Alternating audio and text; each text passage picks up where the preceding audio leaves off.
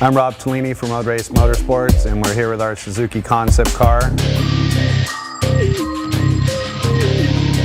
SEMA's right around the corner, and we had problems with our bumper, we had problems with our speaker box.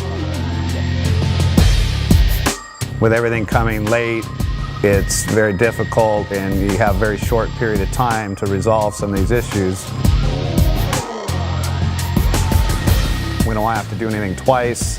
We don't have time, we can't really afford to do anything twice. So everybody burning the midnight oil, we managed to get things resolved, and so we're going to move on to more assembly related issues. Well, some of the bigger problems that we had again were related to the speaker box.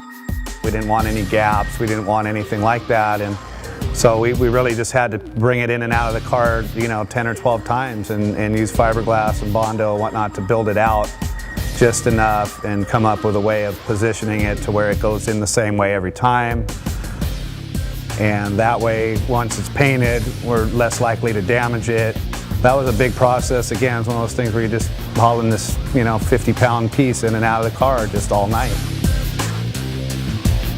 Based on our renderings, we had intercooler piping extending out in kind of this open front wheel look.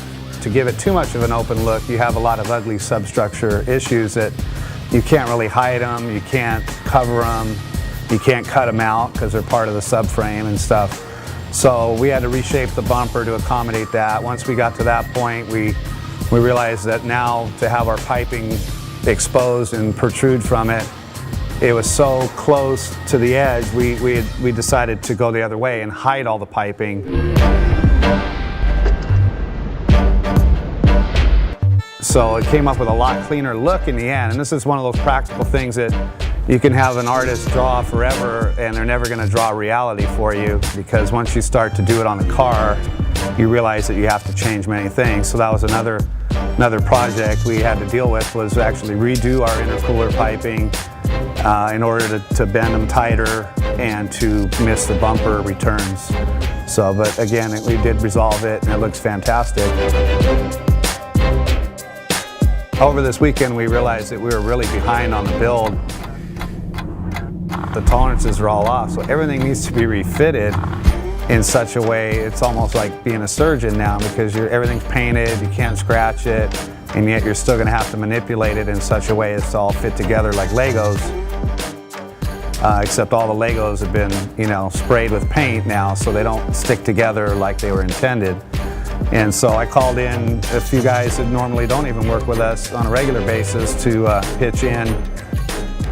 We have one panel in the center console that once we incorporated this navigation pod, what happened is it distorted that panel. Nobody could really tell that it was distorted until we went to put it back in the car. So it looked like $1 million piece until you went and stuck it back in the dash, and then it looked like a $2 piece that's going to end up in the trash.